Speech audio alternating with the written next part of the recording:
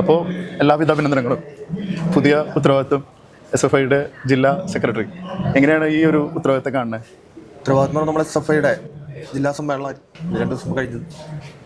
പൊതുവിൽ ഈ പുതിയ കാലഘട്ടത്തിലെ വിദ്യാർത്ഥികളുടെ വിഷയങ്ങൾ ഏറ്റെടുത്തും കഴിഞ്ഞ 5 പതിറ്റാണ്ടായി കേരളത്തിൽ നീണ്ടു നിൽക്കുന്ന ഒരു സമരങ്ങളുടെ പോരാട്ടങ്ങളുടെ തുടർച്ചയാണ് SFI എന്ന സംഘടന. ആ സംഘടനയുടെ ഈ കാലഘട്ടത്തിലെ ഒരു ഉത്തരവാദിത്തം, മറ്റേതൊരു ഉത്തരവാദിത്തം പോലൊരു ഉത്തരവാദിത്തം ഈ കാലഘട്ടത്തിൽ ഏൽപ്പിക്കപ്പെട്ടു. അതൊരു സംഘടനാ ചുമതലയാണ്, അല്ലാതെ വേറെ വ്യക്തിപരമായ എന്തെങ്കിലും അല്ല. സംഘടനാപരമായി ഒരു ഉത്തരവാദിത്തം, ആ ചുമതല നിർവഹിക്കും. ആ രീതിയിൽ തന്നെയാണ് അതിനെ കണ്ടുപോകുന്നത്. പ്രത്യേകിച്ച് ഇപ്പോൾ ക്യാമ്പസുകൾ പലതരത്തിൽ ചലഞ്ചിങ് ആണ്. നമ്മുടെ കുട്ടികൾ പ്രത്യേകിച്ച് കേരളം വിട്ടു പോകുന്നു, പല കാര്യങ്ങൾക്ക് വേണ്ടിയിട്ട് പല സംസ്ഥാനങ്ങളിലേക്കും പല രാജ്യങ്ങളിലേക്കും പോകുന്നു. അങ്ങനെയൊക്കെയുള്ള കാര്യങ്ങൾ സംഘടന എങ്ങനെയാണ് അഡ്രസ്സ് ചെയ്യുന്നത്? അതുപോലെ വലിയ ചലഞ്ചിങ് ആണ് ഇപ്പോൾ ഈ ഡ്രഗും അങ്ങനത്തെ ഡ്രഗ് അബ്യൂസും അങ്ങനത്തെ കാര്യങ്ങളൊക്കെ. പലപ്പോഴും പഴയ ജനറേഷനൊക്കെ പറയുന്ന ഒരു കാര്യമാണ്, ഉത്തരവാദിത്തമില്ല ഇപ്പോഴത്തെ ജനറേഷനൊക്കെ പറയും. അങ്ങനത്തെ കാര്യങ്ങൾ എങ്ങനെയാണ് SFI അഡ്രസ്സ് ചെയ്യുന്നത്? അങ്ങനൊരു പുതിയ കാലഘട്ടത്തിൽ അങ്ങനെ ഒരു നരേഷൻ ഉണ്ടെങ്കിലും SFI ഈ കാലഘട്ടത്തിലും ക്യാമ്പസുകളിലും സർവകലാശാലകളിലും ഉന്നത വിദ്യാഭ്യാസ സ്ഥാപനങ്ങളിലും ഒക്കെ കൃത്യമായി വിദ്യാർത്ഥികളെ കൊണ്ട് രാഷ്ട്രീയം സംസാരിപ്പിക്കാൻ, രാഷ്ട്രീയത്തിൽ ഇടപെടുത്താൻ കൃത്യമായുള്ള കാര്യങ്ങൾ ചെയ്തുകൊണ്ടിരിക്കുന്നത്. എത്രയോ വിഷയങ്ങൾ SFI കഴിഞ്ഞ കാലങ്ങളിലായി ഏറ്റെടുത്ത വിഷയങ്ങളുണ്ട്. പിന്നെ ആദ്യം പറഞ്ഞതിലും അതും മുതലൊരു നരേഷനാണ്. ഉന്നത വിദ്യാഭ്യാസ മേഖലയിൽ നിലവിൽ കേരളത്തിൽ മുൻകാലങ്ങളെ അപേക്ഷിച്ചുള്ള വലിയ ഒരു മുന്നേറ്റമുണ്ട്. ഉന്നത വിദ്യാഭ്യാസ മേഖലയുടെ വലിയ സാധ്യതകൾ, വലിയ രീതിയിലൊരു മുന്നോട്ട് പോക്ക് ഇടതുപക്ഷ സർക്കാരിൻ്റെ ഈ കാലയളവിൽ കേരളത്തിലുണ്ട്.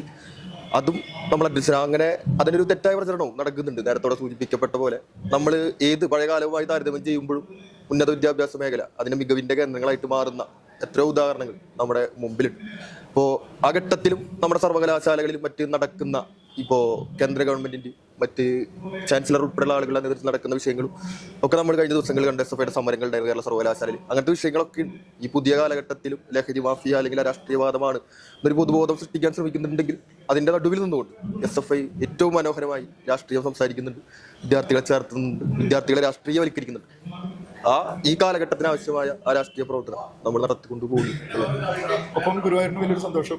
പ്രത്യേകിച്ച് ഗുരുവായൂർ അമ്പലവുമായിട്ട് ബന്ധപ്പെട്ട് ശ്രീശാന്തി കുടുംബത്തിലെ ഒരു അംഗം തന്നെ. എങ്ങനെയാണ് ഈ ഗുരുവായൂരുമായിട്ടുള്ള ഒരു ബന്ധം?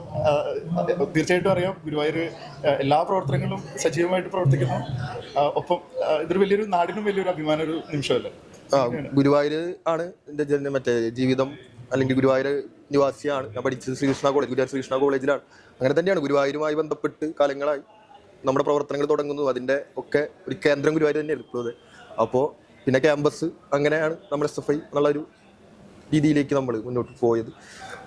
ഗുരുവായൂരുകാർ എന്നുള്ള രീതിയിൽ തന്നെയാണ് അറിയപ്പെടാൻ ഏറ്റവും കൂടുതൽ ആഗ്രഹവും സന്തോഷവും.